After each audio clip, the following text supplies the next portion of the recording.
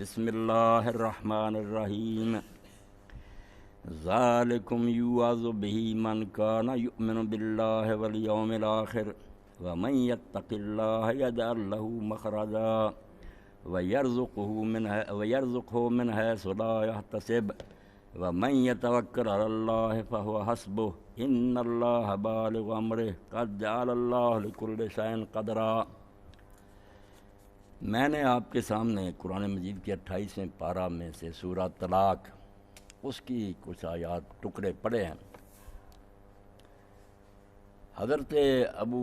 ذر غفاری رضی اللہ عنہ فرماتے ہیں کہ رسول کریم علیہ السلام نے ایک دن فرمایا کہ قرآن مجید میں ایک آیت اللہ نے ایسی اتاری ہے کہ اگر صرف لوگ اس کو ہی پکڑ لیں اور اس پر عمل کریں تو ان کے لیے کافی ہو جائے، وہ ایک آیت ہی کافی۔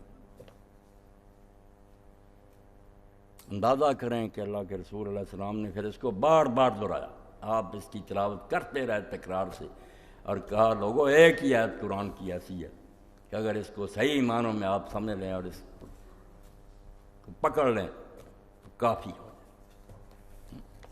اب یہاں مضمون تو پیچھے سے طلاق کا آ رہا ہے، رجوع کا آ رہا ہے، عدت کے بیان آ رہا ہے، مگر قرآن مجید کا یہ اسٹائل جو ہے یہی حیران کن ہے جس کی مثال نہیں کوئی پیش کر سکتا۔ حدیث کی کتابیں بھی ہیں، فقہ کی ہیں، اب ایک موضوع شروع کریں گے اس کی ڈیٹیل بیان کرتے جائیں گے۔ قرآن مجید ایسا نہیں،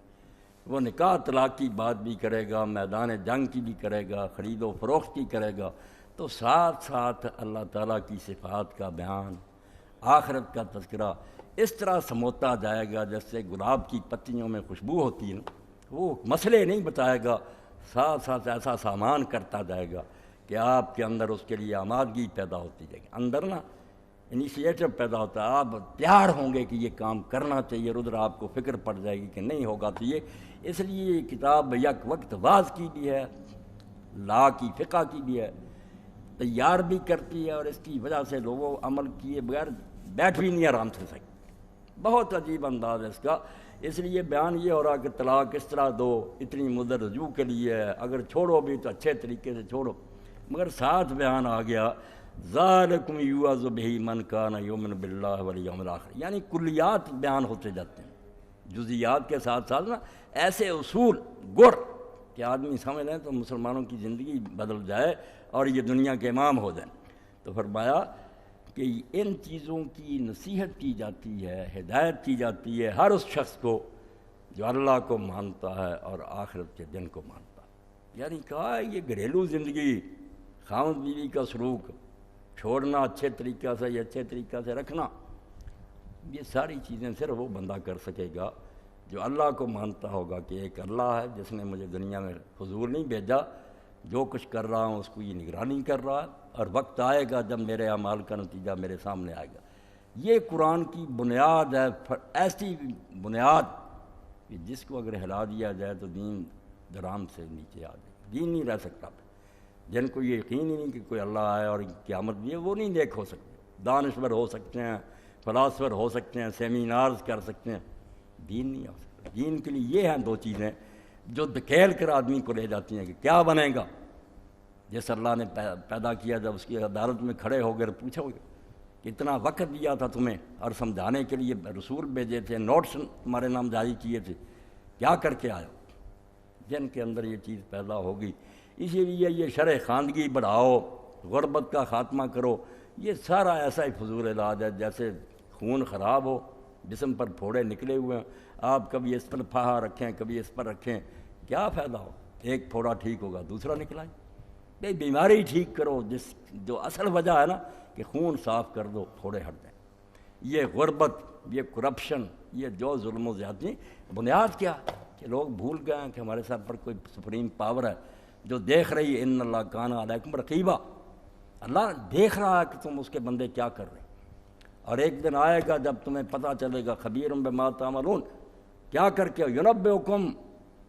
بتائے گا ایک ایک بات کہ یہ حرکتیں کرتا رہا۔ اسی لیے آپ دیکھتے ہیں رسول اللہ نے کوئی شرح خواندگی نہ بڑھائی، کوئی مدارس نہیں کھلے،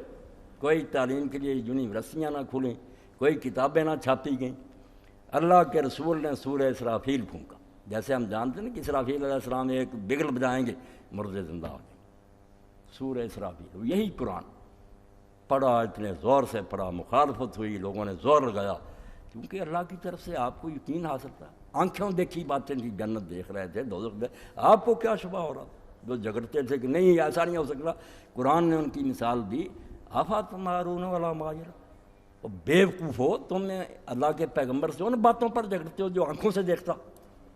اندھو تم سے اگر پردہ ہے نبی سے تو نہیں، وہ فرشتوں سے ملاقات کرتا ہے، اللہ کا کلام سنتا ہے، قبر کے عذاب دیکھتا ہے، آنکھوں دیکھی باتیں کرتا۔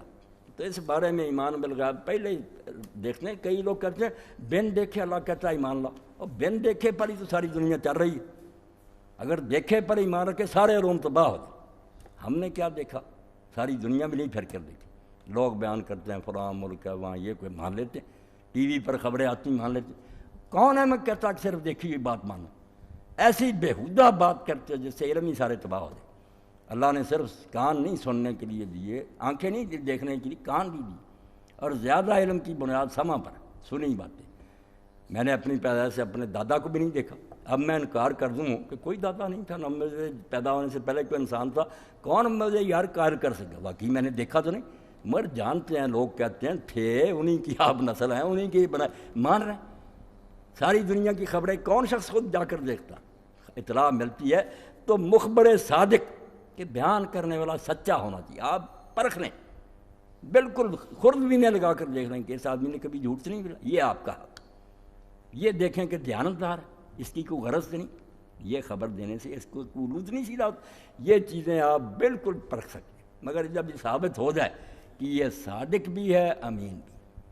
سچا بھی ہے، اس کا کوئی جھوٹ جو ہے اس کی نشاندہی نہیں ہوئی، نہ اس کی دیانتداری میں شبہ، تو صرف اس لیے کوئی کہا کہ میں نے نہیں دیکھا، بھائی بازار تک کی خبریں آ کر آپ کو یہاں لوگ بتاتے ہیں، آپ مان لیتے ہیں۔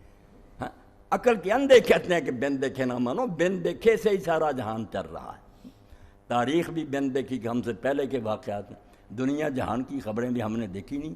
صرف صدق اور امانت دو چیز، سچا آپ دیکھو کہ رپورٹر سچا اور دیانتدار، بعد میں پھر اس بات کو مانو۔ تو یہ بات جب اللہ کے رسولوں نے بتائی کہ ہماری دیکھی ہوئی باتیں ہمیں اللہ یہ چیزیں دکھاتا ہے۔ آپ میں سے کئی لوگ سعودیہ نہیں گئے، میں یورپ نہیں گیا، اگر کوئی شخص وہاں سے آ کر کہے کہ وہاں ایسی ایجادیں ہوئی ہیں یا ایسی آبشار ہے نیاگرا، تو میں خواہ مخواہ کہوں نہیں میں نے نہیں دیکھی، اس لیے ہے ہی نہیں، جوتی نہیں پڑیں گے یا مینٹل اسپتال بھیجا جائے گا، بھیا کہ آدمی ہو کر آیا آپ انکار کرتے ہیں۔ آپ دیکھ لیں کہ یہ خبر دے کر کوئی یہ غلط فائدہ تو نہیں اٹھانا چاہتا۔ تو ایمان بالغیب کوئی بیوقوفوں والی بات نہیں، بہت انتہائی معقول اصول ہے کہ جو چیزیں آپ نے نہیں دیکھیں وہ سچے آدمی کے بتانے پر مانو، ورنہ کاروبار نہیں چلے گا۔ 999 باتیں آپ صرف سنی ہوئی مانتے ہیں، دیکھی نہیں مانتے۔ تو اللہ کے رسولوں نے جب خبر دی کہ اللہ ہے، ہماری اس سے ملاقات ہے، باتیں سنتے ہیں، اس کے قاصد ہمارے پاس آتے ہیں، جنت اور دوزخ ہے، تو اللہ نے کہا کہ بھائی یہ دین جو ہے نا، حتیٰ کہ نکاح، طلاق، عدت، اس پر بھی عمل نہیں صحیح ہو سکے گا اگر تم یہ نہیں مانو گے کہ اللہ ہے اور قیامت کا دن ہے۔ اسی لیے یہ ہمارے یہاں جو ہے کہ عورتیں پاؤں کی جوتی ہیں اتار کر پھینک دو۔ اللہ کے دین کو اگر ہم دیکھیں اس صورت کو، تو اللہ تو کہتا ہے چھوڑو بھی، اگر ایسی بدقسمتی سے نوبت آ گئی کہ طلاق، فرمایا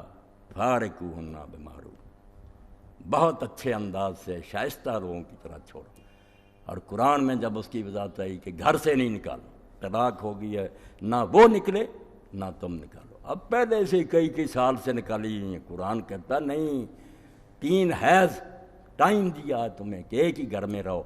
شاید پھر تمہیں عقل آ جائے، ایک دوسرے کو دیکھتے ہوئے ملتے ہوئے تم واپس لے لو، صرف اتنا کہہ دینا کہ میں نے طلاق واپس لے لی ہے، یا محبت سے اسے ہاتھ لگا لینا، ختم، تمہارا نکاح برقرار ہے۔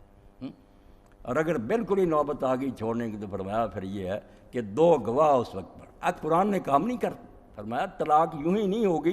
اشہدوا ذوی عدل منکم، 2 معتبر متقی پرہیزگار مسلمان بلاؤ اس وقت، ان کے سامنے بات کرو، شاید وہ صلح کرا دیں۔ اور آخری بات کہی متعوہن، اگر انہیں گھر سے نکال رہے ہو تو یہ سوچو کہ اللہ کو منظور نہیں تھا، مگر وہی جوڑا عروسی جو شادی کے وقت تم نے جوڑا دیا تھا، اپنی طاقت کے مطابق ایسا ہی جوڑا بنا کر اس کو دو، اور کہو بھائی اللہ کی بندی میرا تیرا نباہ نہیں ہو سکا، مگر جس طرح تم آئی تھی عزت کے ساتھ میری طرف سے ہی جوڑا۔ یہ قرآن ہے کہ جوڑا دو اس پر رخصت کرو، اور تاکہ یہ گنجائش رہے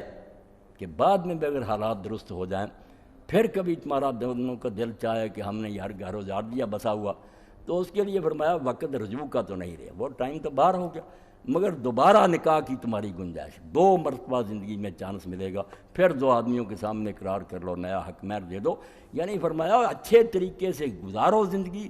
اور جدا بھی ہو تو اچھے طریقے سے، مگر کہا یہ سب وہ کریں گے جو اللہ کو مانتے ہیں، جو آخرت کو مانتے ہیں۔ یہ اگر چیز نہیں نا ذہنوں میں اتارو گے، ٹی وی کے ذریعے، میڈیا کے ذریعے، اخبارات اور رسائل کے ذریعے، ممبر و محراب کے ذریعے، اگر تمہاری یونیورسٹیاں اور کالج یہ نہیں دماغوں میں بٹھاتے تو وہ علم نہیں ہے، جہالت، کتابوں میں جہالت بھری، جس سے گنڈے پیدا ہوں گے نیک نہیں پیدا۔ علم کی تو بنیاد ہی ہے کہ اللہ اور آخرت۔ اب ساتھ فرماتا ہے وَمَن يَتَّقِ اللَّهَ يَجْعَل لَّهُ مَخْرَجًا، ہم کہتے ہیں اللہ کو مانو، زبان سے سب کہتے ہیں اللہ کو ہم مان رہے ہیں، میں اللہ کو ماننا یہ ہے کہ اس اللہ کو ماننے کا کوئی اثر ہماری زندگی میں نظر نہیں آتا، نہ ہم اس کے حکموں پر عمل کرتے ہیں، نہ اس کا خوف ہے ہمارے سینوں میں، نہ اس کی محبت ہے، نہ اس کے لیے ہم روتے ہیں، نہ اس سے دعائیں کرتے ہیں، ہمارے لیے وہ ایک کوئی نہ ایسا ہی ہے فرسٹ کلاس کہ کوئی تھا جس نے یہ دنیا یار بنا دی، پتہ نہیں ہے یا مر گیا، ہمارا اس سے کوئی واسطہ نہیں۔ ایسے ایمان کا دین میں کوئی وجود نہیں،